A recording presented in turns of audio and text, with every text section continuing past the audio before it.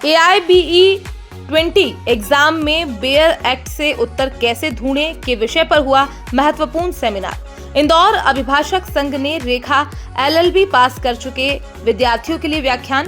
BARE act से जवाब ढूंढने में कैसे बचाएं समय, ये व्याख्यान में बताया गया। AIBE-20 परीक्षा में मददगार होगा ये व्याख्यान के वक्ता संघ के सदस्य पंकज वाधवानी एवं आदित्य श्रीवास्तव रहे। जिला अभिभाषक संघ के अध्यक्ष LL यादव ने इस व्याख्यान का उद्देश्य बताया। तो कुछ जो टिप्स हैं वो टिप्स बहुत सारे विद्यार्थियों को पता चल चुकी है, जिनको नहीं पता है इसलिए मैं 5 या 10 मिनट में दोहरा देता हूं। और उसके बाद चूंकि आज से हमारे पास 4 दिन शेष बचे, तो सबसे पहला टिप तो यही है कि आप सभी को पता है कि बेयर एक्ट अलाउड है। पहले ओपन बुक था, अभी बेयर एक्ट अलाउड है लेकिन विदाउट कमेंट्री वाले। तो कई सेंटर्स पे कमेंट्री को लेकर ऑब्जेक्शंस उठाए जाते हैं, कई जगहों पर कोई ऐसी आपत्ति आती नहीं है। तो आप लोगों के पास यदि विदाउट कमेंट्री बेयर एक्ट है तो बहुत अच्छी बात है। कमेंट्री वाले हैं तो थोड़ा सा अगर बदल के जाए, विदाउट कमेंट्री वाले लेकर जाए ताकि कोई अप्रिय स्थिति ना हो। तो पहली चीज तो आप ये ध्यान रखें कि बेयर एक्ट हमारे पास कौन सा होना चाहिए, विदाउट कमेंट्री होना चाहिए और डिग्लोड होना चाहिए। डिग्लोड का मतलब हिंदी अंग्रेजी ले जा सकते हैं, कोई इशू नहीं, दोनों लैंग्वेज वाला बेयर एक्ट अलाउड है। तो पहली चीज तो ये ध्यान रखेंगे।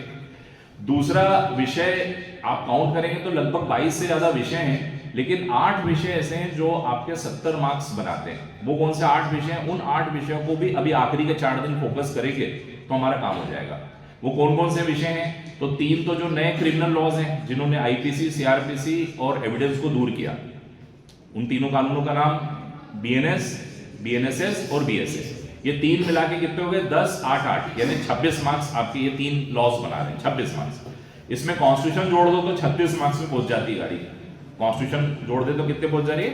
36। और एक एविडेंस और जोड़ दें, है ना, एविडेंस तो अपना हो ही गया, सॉरी CPC और जोड़ दें, 10 मार्क्स और हो गए तो हम कहां पर पहुंच गए? 46। यानी आप देखिए पासिंग मार्क्स कितने हो गए?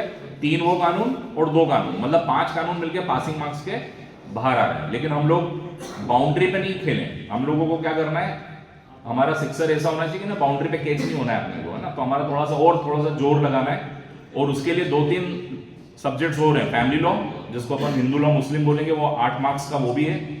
और प्रोफेशनल एथिक्स जो 4 मार्क्स बोलता है लेकिन अंदर 5-5, 6-6 मार्क्स के भी आए हुए हैं क्वेश्चन, प्रोफेशनल एथिक्स और इन्वायरमेंट लॉ। बस ये लॉज आप उठा लीजिए और इन्हीं के बेयर एक्ट लेकर चले जाएं और इन्हीं की तैयारी कर लें तो हमारे 70 मार्क्स काम हो जाते हैं, 70 मार्क्स हो जाते हैं। क्लियर हुई बात है? इंदौर अभिभाषक संघ के द्वारा नवीन अभिभाषकों के लिए ये कार्यशाला रखी गई है, क्योंकि कुछ समय पश्चात उनकी एग्जाम बार की होने वाली है, जिससे कि वो उन्हें एग्जाम देने जाना पड़ेगा। और एग्जाम में किस तरह से प्रश्न पूछे जा रहे हैं, इसके लिए व्याख्यानमाला जो प्रशिक्षण हमने रखा गया है कि किस तरह से वहाँ आप बुक्स लेकर के भी जाओगे, जब प्रश्न पूछेंगे उस प्रश्न को किस तरह से बुक्स में से आप निकाल करके और वहाँ उसको लिख सकोगे। तो इस तरह से ये उनको एक ट्रिप दी जा रही है कि ज़्यादा समय वहाँ लगे नहीं एग्जाम में और सही उत्तर वहाँ दे सके, जिससे कि आपको अधिक से अधिक मार्क मिले।